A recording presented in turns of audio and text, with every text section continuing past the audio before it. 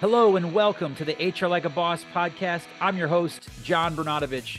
I have embarked on a journey to get to know amazingly awesome HR and business professionals with the hope to find out what it takes to do HR like a boss.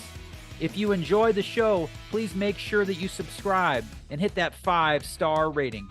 Hello again and welcome to the HR Like a Boss podcast. John Bernatovich here with Heather Rice. Heather is a mutual friend of a colleague of mine and a DisruptHR Columbus 2.0 alumni speaker. Heather Rice, welcome to the HR Like a Boss podcast. Thank you. Thank you for having me. How would you describe the purpose of human resources? Well, I'm going to quote one of my previous teammates, Elizabeth, who never worked in HR until she was on our team. And she described our team as the heart of the organization. And as a medic, that was very descriptive to me because it's the cardiovascular system of the clinic or of the organization.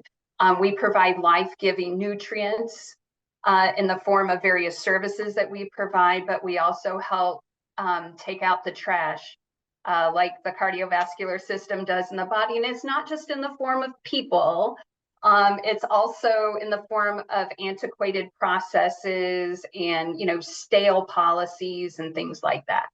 As an organizer of DisruptHR Columbus, we've been fortunate to meet friends like you to expand this great thing, this empowerment of human resources. DisruptHR is a wonderful event. Congratulations to Jennifer McGlure for what she conceptualized 10 years ago. And if you've been fortunate enough to speak at DisruptHR, you know that experience is unlike any other. And if you can't see Heather's face right now, she's got a big grin on her face, but a big sigh of relief that it's over.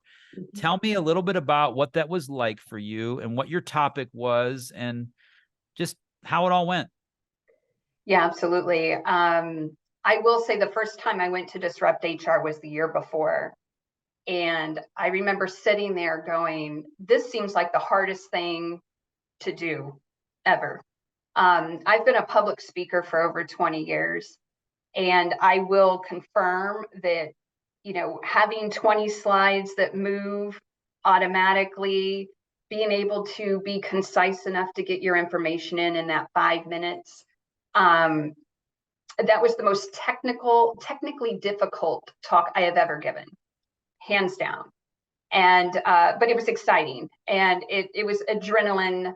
I mean, the adrenaline was very high. And the topic was grace in HR. And, I went deep on, the idea of, I borrowed this concept from my pastor, actually.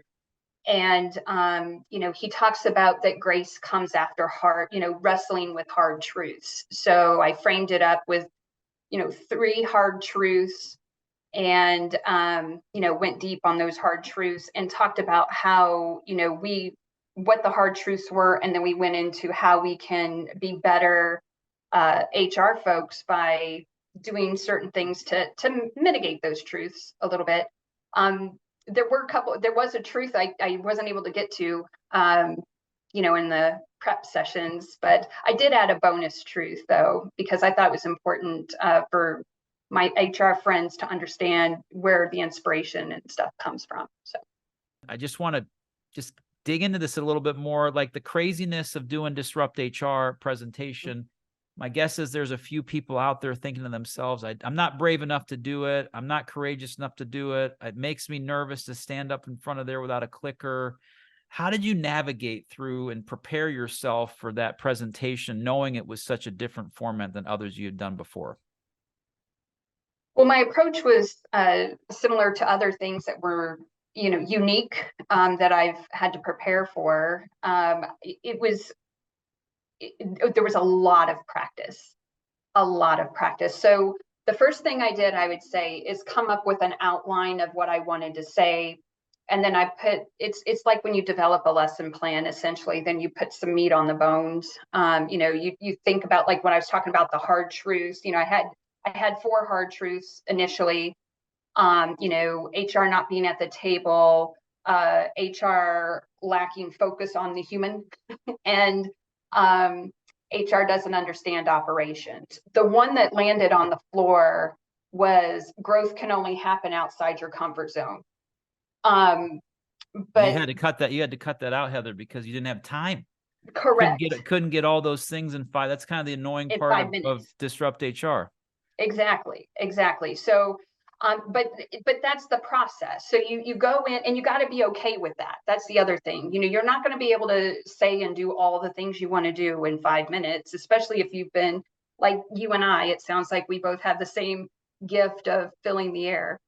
So you definitely want to refine it down. And even within, when you refine it down to the three hard truths, then you want to refine it down even further because you want to just give the best nuggets that you can give those people, because you only have a very finite amount of time. It's a great I guess a great proving ground for people who want to be executives.